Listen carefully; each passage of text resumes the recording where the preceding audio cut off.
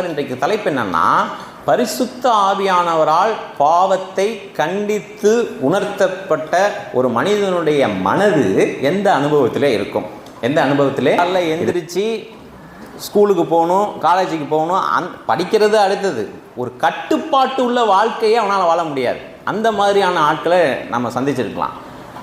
அவங்க பாவத்தினால் ஆக்கிரமிக்கப்பட்டவர்கள். பாவத்தினால் அவங்க வாழ்க்கையை தாறுமாறாக போயிருக்கும். நைட்டெல்லாம் ஆட்டம் போடுவாங்க, பகலெல்லாம் பார்த்திங்கன்னா தூங்குவாங்க. ஒரு சராசரியான வாழ்க்கையே வர முடியாது. நீங்கள் பழைய அதே மாதிரி கடந்த நாட்களில் ஒரு 20 வருஷத்துக்கு முன்னாடி நீங்கள் இப்படி கேள்விப்பட்டிருக்கலாம். சீட்டாடிக்கிட்டே இருக்கிறான், ஊரை சுற்றிக்கிட்டே இருக்கான், வேலைக்கு போக மாட்டேங்கிறான். சாதாரணமாக ஒரு மனிதன் வேலைக்கு போகணும் அப்படிங்கிறது சாதாரணமான ஒரு செயல், ஒரு சராசரியான செயல். ஆனால் பார்த்தீங்கன்னா சீட்டாடிக்கிட்டே இருக்கான். அங்கே எங்கேன்னு பார்த்தீங்கன்னா ஒரு கேலியும் கூத்தும் கும்மாலமாக ஊரை சுற்றிக்கிட்டு இருக்கான், எந்த வித குறிக்கோள் இல்லாமல். இதெல்லாம் பார்த்தீங்கன்னா மனிதனுடைய வாழ்க்கையில் என்ன இருக்குது? பாவம் இருக்கிறது. அந்த பாவம் அவனை அதிகாரம் செலுத்துகிறது, அவனை இயல்பாக வாழ விட மாட்டேங்கிறது. அப்படிங்கிறதுக்கு என்னது அடையாளம்? அப்படிங்கிறதுக்கு என்னதுங்க அடையாளம்? அப்புறம் வெறும் ஆண்கள் மட்டுமா கிடையாது, பெண்கள் பார்த்திங்கன்னா டிவி பார்த்துட்டே இருக்காங்க, சமைக்க கூட மாட்டேங்கிறாங்க, பிள்ளைங்களை கவனிக்க மாட்டேங்கிறாங்க. இன்றைக்கி மாறிடுச்சு. இன்றைக்கி டிவி பார்க்குறதில்ல, முழுக்க எங்கே வந்தாச்சு? செல்ஃபோனில் வந்தாச்சு. அப்போ அன்றாட சராசரியான வாழ்க்கையின் செயல்பாடுகளே பாதிக்கப்படுது. அப்படின்னா அந்த மனிதனுக்குள்ளே என்ன இருக்குது? பாவம் மட்டுமல்ல, பாவத்தின் டொமினியன், ஆளுகை இருக்கிறது. பாவத்தின் ஆளுகை இருக்கிறது. அதாவது அவன் வாழ்க்கையே தாறுமாறாக இருக்கும், அவன் வாழ்க்கையே தாறுமாறாக இருக்கும். அப்போ அதை வச்சு புரிஞ்சுக்கலாம். ஒருவேளை விட முடியாத அடிக்ஷன், சில அடிமைத்தனம், பாவத்தின் அடிமைத்தனம் இருக்கும். அவங்க பார்த்தீங்கன்னா சிலர் பார்த்தீங்கன்னா வருமானத்திற்கு மீறி பொருட்களை வாங்குவாங்க, வருமானத்திற்கு மீறி ஆடைகளை வாங்குவாங்க. அவங்களால அப்படி இல்லாமல் இருக்க முடியாது. அதான் அந்த என்ஸ்லேவ்மெண்ட். அதாவது பாவம் அவனை அடிமைப்படுத்துகிறது, பாவம் அவனை இயக்குகிறது. என் வாழ்க்கையிலே நான் பாவம் இருக்கா அப்படின்னு எப்படி கண்டுபிடிச்சிக்கலாம்? அப்படின்னா சராசரியான வாழ்க்கையை நான் என்ன பண்ண முடியாது? வாழ முடியாது. சராசரியான வாழ்க்கையே வாழ முடியாது. இரண்டாவதாக, பாவம் அப்படிங்கிற வார்த்தை ஒரு சமுதாய சொல். பாவம்ங்கிற வார்த்தை ஒரு சமுதாய சொல். அதாவது என்னுடைய தாய் தகப்பனோ, என்னுடைய கணவனோ, என்னுடைய மனைவியோ, என்னுடைய பிள்ளைகளோ என்னிடத்தில் சில குறிப்பிட்ட பாவத்தை காணும் பொழுது அவங்க சொல்லுவாங்க, அப்பா நீ ரொம்ப சோம்பேறியாக இருக்க, நீ ரொம்ப சோம்பேறியாக இருக்க. அல்லது நம்மளுடைய வாழ்க்கை துணை நம்மளை பார்த்து சொல்லலாம், உங்களுக்கு எதுக்கு எடுத்தாலும் என்ன வருது? கோபம் வருது, ரொம்ப நீங்கள் முன்கோபியாக இருக்கிறீங்க. அல்லது அக்கம் பக்கத்தில் நம்மை பற்றி என்ன பண்ணலாம்? நம்முடைய நடக்கைகளை பற்றி என்ன பண்ணலாம்? பேசலாம். ஒருவேளை எழுத்தை விட பக்கத்து வீட்டிலோ அந்த தெருவுலையோ நம்முடைய நடக்கைகளை குறித்து என்ன பண்ணலாம்? பேசலாம். இப்போ இதன் மூலமாகவும் ஒரு மனிதனுடைய வாழ்க்கையிலே பாவம் இருக்கிறது, பாவம் ஆளுகை செய்கிறது அப்படின்னா ஆண்டவர் என்ன பண்ணுவார்? உணர்த்துவார். நம்ம இப்போ எதை சிந்திச்சுக்கிட்டு இருக்கோம் அப்படின்னா, பரிசுத்த ஆவியானவர் வெறும் சபையிலே மட்டும் கடவுளுடைய வார்த்தையை பேசும்பொழுது கண்டித்து உணர்த்துவதல்ல. ஒரு மனிதனுடைய வாழ்க்கையின் எல்லா அம்சங்களிலும் பரிசுத்த ஆவியானவர் என்ன பண்ணுவார்? அந்த மனிதனுக்கு தன்னுடைய பாவ நிலையை உணர்த்துவார். அப்படிங்கிறத நம்ம சிந்திச்சு கொண்டுட்டு இருக்கோம். முதல்ல அவனுக்கே தெரியும் பாவத்திற்கு அவன் குறிப்பிட்ட காரியத்தில் என்ன பண்ணுவான்? அடிமையாக இருப்பான். பொழுதுபோக்குக்கு அடிமையானவர்கள் எத்தனை பேர்? மாம்சத்தின் கிரியை அப்படின்னு கலாத்தியர் 5ஆம் அதிகாரத்தில் வாசிங்கன்னா களியாட்டுக்கள்னு வரும். என்னதுங்க? களியாட்டுக்கள். பொழுதுபோக்கினால் வாழ்க்கையை துளைத்தவர்கள் எத்தனை பேர் தெரியுமா? அதீத பொழுதுபோக்குனாலே. சரி கவனிங்க. இரண்டாவது என்ன சொன்னேன்? பாவம் என்பது ஒரு சமுதாய சொல். என்னுடைய குடும்பத்திலோ, என்னுடைய க்ளோஸ் சர்க்கிள்லேயோ, என்னுடைய சொந்த பந்தத்திலேயோ, என்னுடைய தெருவிலையோ, என்னுடைய நெய்பர்ஹுட், என்னுடைய அயலகத்தார் நடுவிலையோ என்னுடைய பாவங்கள் தொடர்ந்து என்ன பண்ணும்? சுட்டி காட்டப்படும். ஆனால் மனிதர்கள் கடினப்பட்டு அதையும் மீறுறாங்க. எல்லாரையும் முட்டாளுங்கிறது. அவங்களுக்குலாம் என்ன கிடையாது? வேறு வேலை கிடையாது, எல்லாத்தையும் முட்டாளுங்கிறது. இல்லை என்ன பண்ணிக்குவாங்கன்னா தங்களை சமுதாயத்திலேருந்தே தனிமைப்படுத்திக்குவாங்க. தங்களை சமுதாயத்திலேருந்தே வசனம் சொல்கிறது, நல்லோரை பகைக்கிறவர்களாயும். நல்லோரை யார் புத்தி சொல்கிறாங்களோ, யார் தங்களுடைய தவறை சுட்டி காண்பிக்கிறாங்களோ, அது பரிசுத்த ஆவியினுடைய செயல். அவங்கள கட் பண்ணுவாங்க. அவங்கள என்ன பண்ணுவாங்க? கட் பண்ணுவாங்க. ரெண்டாவது, சமுதாயத்திலிருந்தே தங்களை என்ன பண்ணிக்குவாங்க? துண்டித்து கொள்வார்கள். ஈசிஆர் ரோடு இருக்கு இல்லையா, அந்த பீச் ரோடு சென்னையில், அங்கே பார்த்தீங்கன்னா எல்லா வீட்டுடைய காம்பவுண்ட் சோறும் பார்த்தீங்கன்னா 20 அடி 25 அடின்னு இருக்கும். எல்லா கேவலங்களும் எங்கே தான் நடக்கும்? அந்த ஈசிஆர் ரோட்டில் தான் நடக்கும். விபச்சாரம், வேசித்தனம் எல்லாம் நடக்கும். காம்பவுண்ட் சோறுலாம் எத்தனை அடி இருக்கும்? 20 அடி 25 அடி இருக்கும். ஏன்னா உள்ளே என்ன நடக்குதுன்னு யாருக்கு என்ன பண்ணக்கூடாது, தெரியக்கூடாது. வசதி உள்ளவர்கள் அப்படி தங்களை தனிமைப்படுத்திக்குவாங்க. அந்தளவுக்கு வசதி இல்லைன்னா சிலர் என்ன பண்ணுவாங்க, சமுதாயத்திலேருந்தே தங்களை என்ன பண்ணுவாங்க, தனிமைப்படுத்திடுவாங்க. யாரும் வீட்டுக்கு வராமல் பார்த்துக்குவாங்க, இவங்க எங்கேயும் வெளியே போகாமல் பார்த்துக்குவாங்க. எதுக்குன்னா சமுதாயத்தின் அடிப்படையில் நெருங்கிய வட்டாரத்திலே அல்லது குடும்பத்திலே யாராயிலும் தங்களை சுட்டி காண்பிக்கிறாங்க, தங்களுடைய பாவத்தை சுட்டி காண்பிக்கிறாங்கன்னா அவங்க பரிசுத்த ஆவியானவர் தான் அவங்க மூலமாக செயல்படுறாருங்கிறது அவங்களுக்கு என்ன பண்ணாது, புரியாது. இது தேவன் மனிதனை கண்டித்து உணர்த்துகிற 2வது வழிமுறை. மனிதனை கண்டித்து உணர்த்துகிற 3வது என்னன்னு கேட்டிங்கன்னா, கோபம் ஓங்கி அடித்து ஒருத்தருடைய மண்டையை உடைச்சிட்டான் அப்படின்னா அவனை பார்க்கும் பொழுதே முரடன், அவன் பாவி அப்படின்னு ஈஸியாக சொல்ல முடியும். அப்படி வெளிப்படையான எந்த விதமான செய்கையும் ஒரு டாம் டூம் அப்படிங்கிற மாதிரிலாம் இருக்காது. நான் இப்போ சொல்ல போகிற பிரிவினர் ரொம்ப முக்கியம். இவங்க பார்த்தீங்கன்னா ஈகோ அப்படின்னு ஒரு வார்த்தை இருக்குது. அந்த வார்த்தைக்கு பெரும் அளவில் என்ன உண்டுன்னு கேட்டிங்கன்னா அர்த்தம் உண்டு. அதனால் அந்த ஈகோவுடைய வார்த்தைக்கு நான் அப்படியே விளக்கமாக செயல்பாட்டில் சொல்லிடுறேன், அப்போ தான் புரியும் நல்லா. சிலர் பார்த்திங்கன்னா அவங்க வாழ்க்கையில் பெருசாக என்ன பண்ண மாட்டாங்க, பாவ செய்கைகள் இருக்காது. ஆனால் என்ன இருக்கும் அப்படின்னா, எதற்கெடுத்தாலும் கோபப்படுவாங்க. அவங்களுடைய கோபத்தினுடைய அடிப்படை முட்டாள்தனமாக இருக்கும். இப்போ புரியும் பாருங்கள். நம்ம பேசுகிற முதல் வார்த்தையை எடுத்துக்குவாங்க. நான் சொல்கிறது புரியுதா? நம்ம பேசுகிற முதல் வார்த்தையை மட்டும் எடுத்துக்குவாங்க. அதற்கு பின்னாடி இருக்கிறது அவங்களுக்கு புரியாது. ஒரு உரையாடலே நடந்துச்சுன்னா அப்படின்னா அந்த உரையாடலில் இருக்கிற ஏதோ ஒரு வார்த்தை, இவங்க மனசில் ஆழமாக பதிகிற ஏதோ ஒரு வார்த்தையை எடுத்துக்குவாங்க. அந்த உரையாடலில் இருக்கிற பொருளை அவங்களால என்ன பண்ண முடியாது, புரிஞ்சிக்க முடியாது. இது எதனுடைய அடையாளம் அப்படின்னா, அந்த சுயத்திலிருந்து வெளிப்படுகிற அந்த சுயம் காயப்பட்டுருச்சு அப்படின்னா அதுக்கு மேலே எதையுமே யோசிக்க மாட்டாங்க. அதற்கு மேலே அவங்களை எதுவுமே யோசிக்க தெரியாது.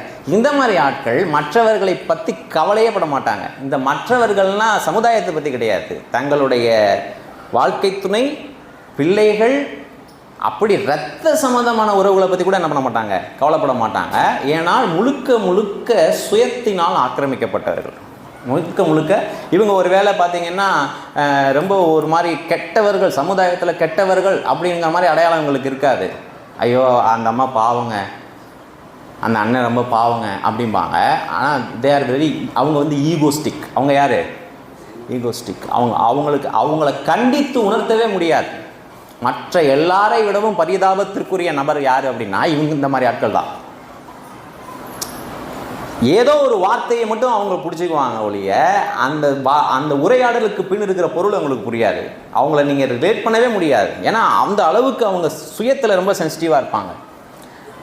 அந்த மாதிரி மக்களையும் கடவுள் என்ன பண்ண முடியாது, தொடர்ச்சியாக உணர்த்தி கொண்டே தான் இருக்கிறாரு. ஆனால் இவங்க என்ன பண்ண மாட்டாங்க, அதற்கு இடம் தரவே மாட்டாங்க. 4 விதத்திலே பரிசுத்த ஆவியானவர் ஒரு மனிதனுக்கு பாவத்தை என்ன பண்ணுறாரு, உணர்த்துகிறார். நம்பர் 1, அவனுக்கு கடவுளுடைய வார்த்தையை கேட்கும் பொழுது குற்ற உணர்வும் வெட்க உணர்வும் வரும். மனிதன் அதையும் தாண்டி போகிறான். 2வதாக அவன் வாழ்க்கையிலே ஏதோ ஒரு பகுதி இருட்டானதாக, ஏதோ ஒரு பகுதி பாவத்திற்கு அடிமையானதாக மாறி அவனுடைய சராசரி வாழ்க்கையே கெடுத்துரும்.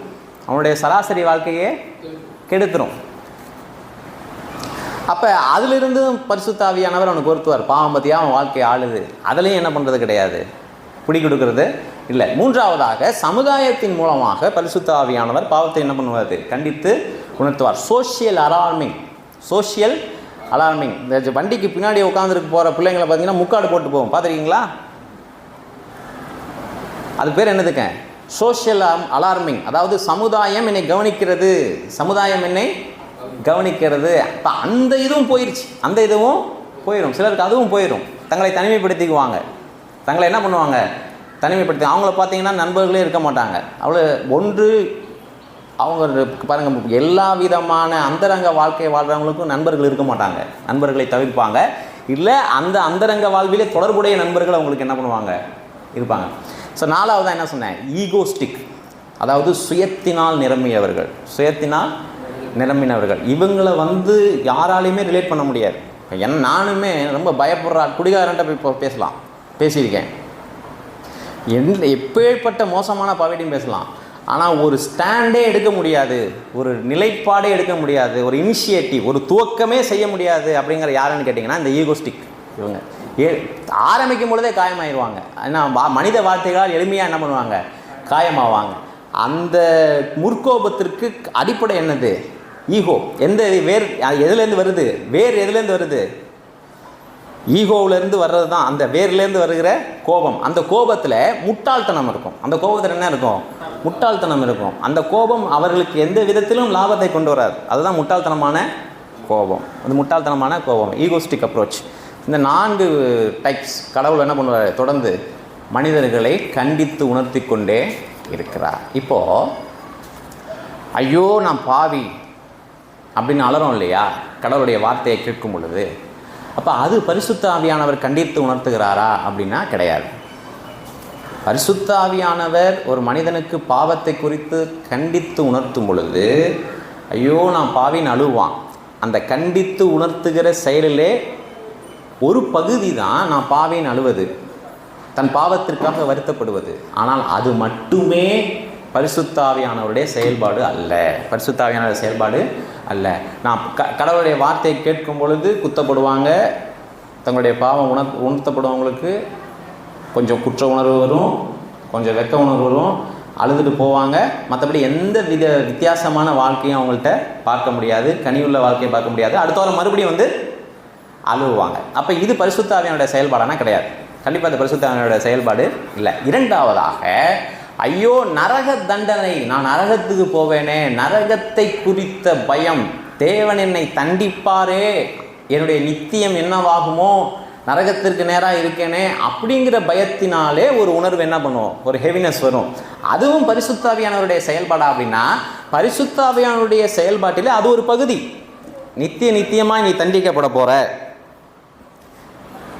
நீ பாவியாக இருக்க, பாவத்திற்கான விளைவும் தண்டனையும் உண்டு அப்படின்னு ஒரு மனிதனுக்கு கண்டித்து உணர்த்துறாரு இல்லையா?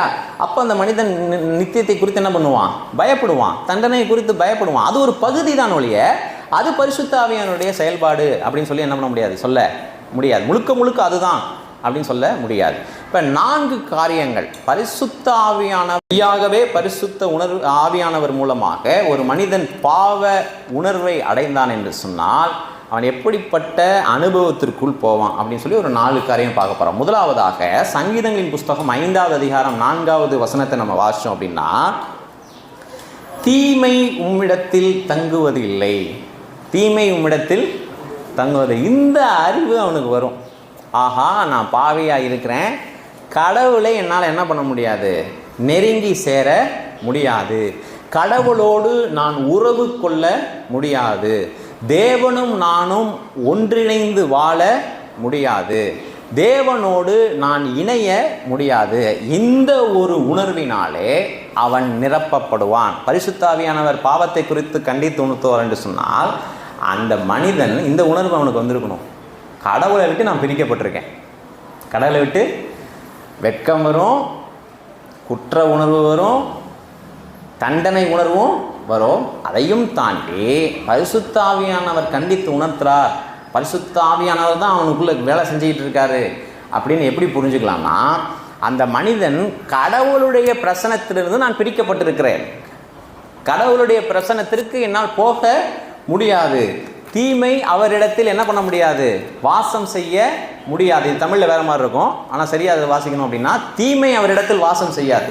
எவ்வளவு வேணும் தேவன் தான் இருக்கும் இடத்திலே தீமையை என்ன பண்ண மாட்டார், வாசம் செய்ய அனுமதிக்க மாட்டார், அல்லது தீமை இருக்கிற இடத்திலே அவர் வாசம் செய்ய முடியாது. இந்த வார்த்தை நமக்கு எதை சொல்லித்தருது அப்படின்னா, நான் தீமையோடு இருக்கின்றேன், நான் தீமையினால் நிரப்பப்பட்டிருக்கிறேன், தேவனோடு நான் இணைய முடியாது, தேவனோடு நான் இணைய முடியாது. இப்படிப்பட்ட ஊர்ச்சிதம் அவனுக்குள்ளே இருக்கும்.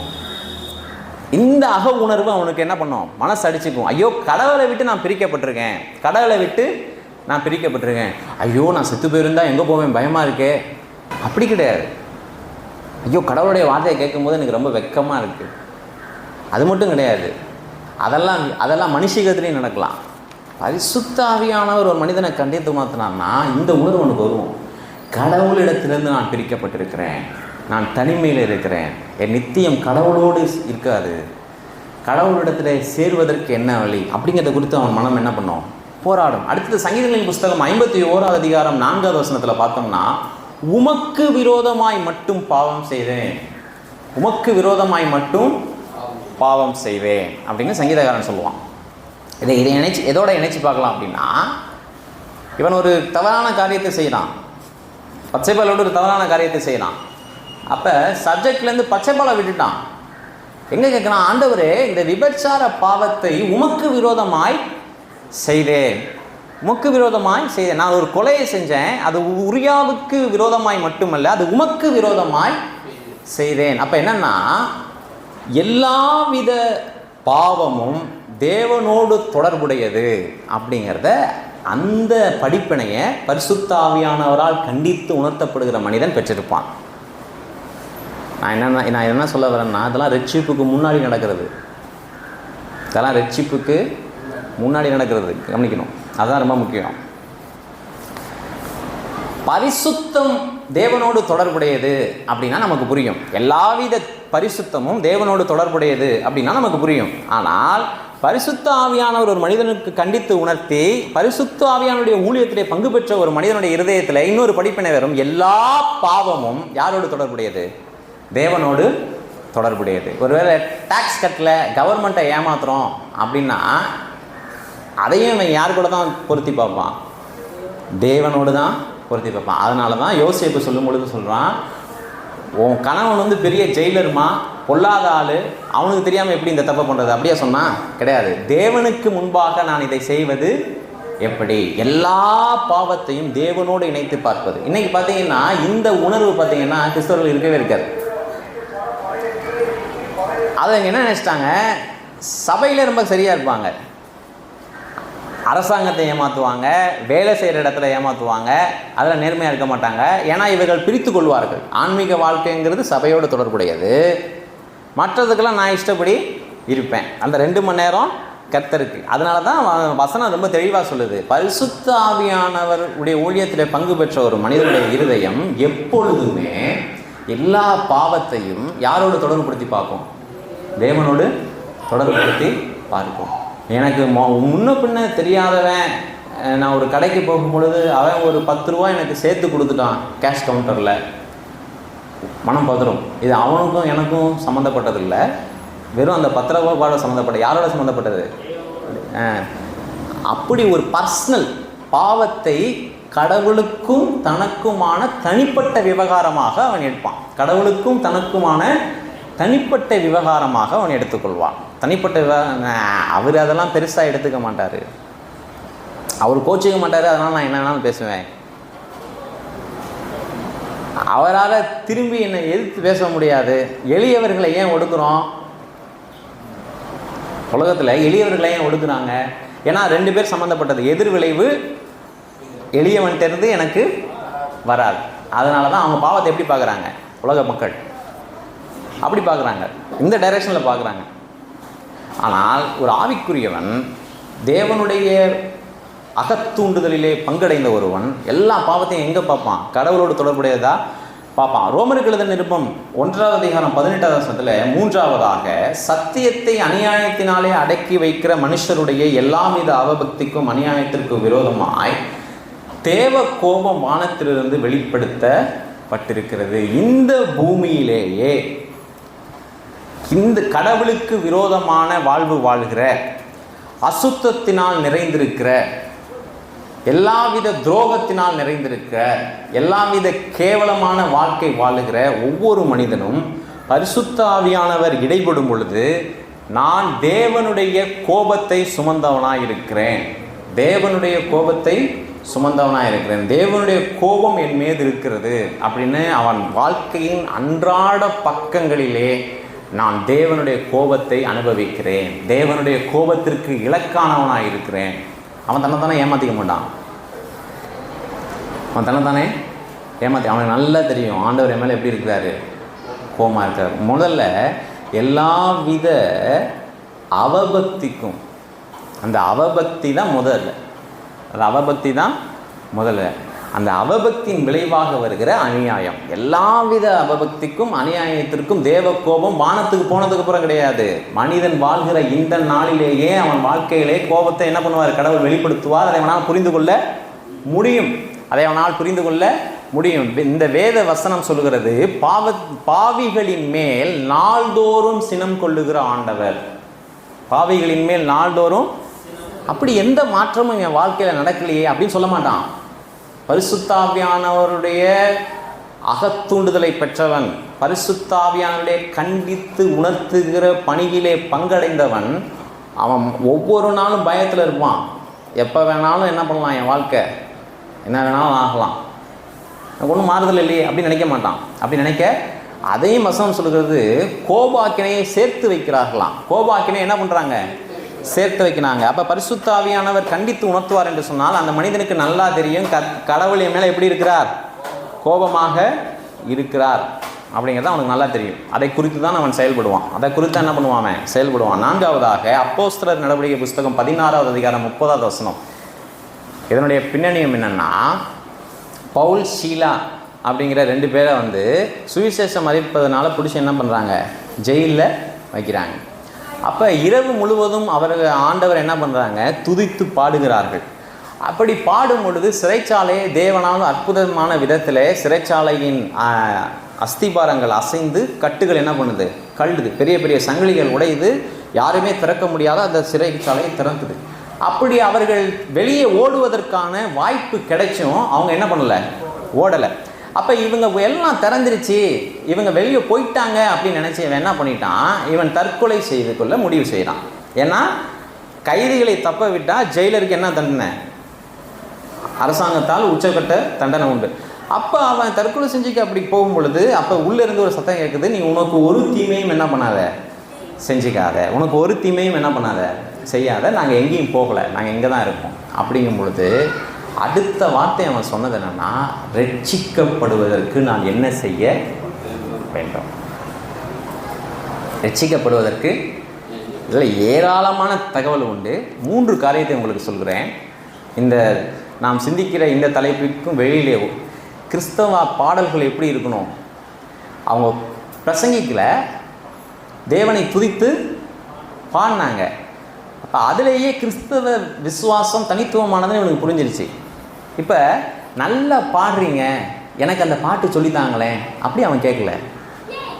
இந்த கட்டுகளெல்லாம் உடையுது, ஐயோ இவ்வளவு சக்தி உள்ள ஊழியர்களா, எங்கள் வீட்டுக்கு ஒரு ஜெபம் கொண்டு போங்க அப்படி என்ன பண்ணல, கேட்கல. இன்றைக்கி ஏன் அப்படி கேட்குறாங்கன்னா, பாவத்தை கண்டித்து உணர்த்துகிற பரிசுத்த ஆவியானுடைய ஊழியத்தை எவரும் செய்யலை. அதனால தான் ஜனங்கள் இந்த மாதிரி கூடுகைக்கு வரும் பொழுது பாடும் பொழுது அவங்களோட என்ன பண்ணிக்கிறாங்க, நினைச்சிக்கிறாங்க, பாட்டு ரொம்ப எப்படி இருக்குது, நல்லா இருக்குது, பவுலோடு அவன் அப்படி இணைந்து கொள்ளலை. அல்லது ரொம்ப வல்லமையுள்ள பிரசங்கியாராக இருக்காரு, எங்கள் வீட்டுக்கு ஒரு ஜெபம் பண்ணுங்க அப்படி என்ன பண்ணலை சொல்ல. அவன் பார்க்குறான், அஸ்திபாரம் அசையுது, எல்லாம் கலண்டு உழுவுது, கதவெல்லாம் தெரிச்சு ஓடுது. அவர்களிடத்திலிருந்து அவன் வேறு எதையும் என்ன பண்ணல, எதிர்பார்க்கல. என்ன தெரியுமா சொல்கிறான்? ரட்சிக்கப்படுவதற்கு நான் என்ன செய்ய வேண்டும்? அந்த ஆராதனையின் விளைவு பிரசங்கிக்கல பவுல். நல்லா கவனிக்கணும். இந்த ஆராதனையோட அந்த இறை பிரசன்னம் பரிசுத்தாவின் இருதயத்தை தூண்டுவதனால அவன் புரிஞ்சுக்கிட்டான், ரட்சிக்கப்படுவதற்கு என்ன செய்யணும் அப்படின்னா என்ன அர்த்தம், நான் பாவியாக இருக்கிறேங்கிறத அவன் புரிஞ்சுக்கிட்டான். நான் பாவியாக இருக்கிறேங்கிறத புரிஞ்சுக்கிட்டான். அவன் கண்டித்து உணர்த்தப்பட்டிருக்கிறான். என்னுடைய மறுமையை குறித்த நிச்சயம் இல்லை, என்னுடைய மறுமையை குறித்த நிச்சயம் எனக்கு இல்லை அப்படிங்கிறது நல்லா புரிஞ்சுக்கிட்டான். அப்போ ரட்சிக்கப்படுறதுக்கு நான் என்ன செய்யணும்? இப்போ பரிசுத்த ஆவியானவரால் ஒருவன் கண்டித்து உணர்த்தப்படுவான் என்று சொன்னால் அதுவே 10 வருஷத்துக்கு தொடர்கிறதையா இருக்காது. அவன் ரட்சிப்புக்கு ஏதுவாக முன்னேறி செல்லுவான். எவருமே என்னுடைய கடந்த கால இத்தனை ஆண்டு ஊழியத்தில் ஜெபம் பண்ணவே முடியல, கொஞ்சம் என்னை இம்ப்ரூவ் பண்ணுறதுக்கு கொஞ்சம் சொல்லுங்களேன் அப்படி சொல்லியிருக்காங்க, அப்படி கேட்டிருக்காங்க. ஆராதிக்க முடியல, எப்படி பரிசுத்தமாக இருக்கிறது, பல விதப்பட்ட கேள்விகள் கேட்கப்பட்டிருக்கு. ஆனால் நான் ரட்சிக்கப்படணும், என்ன செய்யணும் அப்படி எனக்கு ஞாபகம் இல்லை. அவன் கேட்டாங்க பவுலை பார்த்து, நான் ரட்சிக்கப்படுறதுக்கு என்ன செய்யணும்? இன்றைக்கி ஊழியக்காரங்களை பார்த்து கேட்டால் அவனுக்கு தெரியாது. ஏன் அந்த மாதிரி கேள்வி வைக்கிறதுனா அவனுக்கு தெரியாது.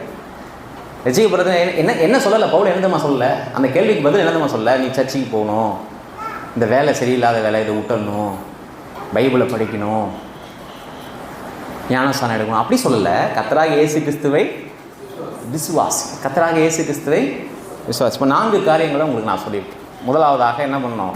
தேவனிடத்திலே நான் பாவத்தோடு இணைய முடியாது, நான் தேவனிடத்திலிருந்து பிரிக்கப்பட்டிருக்கிறேன், இந்த அறிவை அவனுக்கு நல்லா வந்துடும். 2வதாக பாவத்தை யாரோடு தொடர்புடையதாக மட்டும் பார்ப்பான்? தன்னோடும் தேவனோடும் தொடர்புடையதாக மட்டும் பார்ப்பான். 3வதாக தேவனுடைய கோபாக்கினையை அவன் உணர்வான். அதனால தான் ஆறுதலுக்காக தேவன்கிட்ட போக மாட்டான், தேவன்கிட்ட சமாதானத்துக்காக போக மாட்டான், தேவன்கிட்ட விடுதலைக்காக தான் அவன் போவான். 4வதாக பரிசுத்த ஆவியானவரால் கண்டித்து உணர்த்தப்படுகிற ஒரு மனிதனுடைய மனம் என்னதை நோக்கி நகரும் அப்படின்னா ரட்சிப்பை நோக்கி நகரும். கடைசியாக ரோமருக்கு எழுதின நிருபம் 1வது அதிகாரம் 20வது வசனம் சொல்கிறது, போக்கு சொல்ல ஒரு மனிதனுக்கும் சாக்கு போக்கு சொல்ல இடமே இல்லை. ஏன்னா வாழ்க்கை முழுதும் பரிசுத்த ஆவியானவர் அந்த மனிதனோடு என்ன பண்ணிக்கிட்டு இருக்காரு? பாவத்தை குறித்து இடைப்பட்டு கொண்டே இருக்கிறார். கண்களை மூடுவோம், நாம் ஜெபிப்போம்.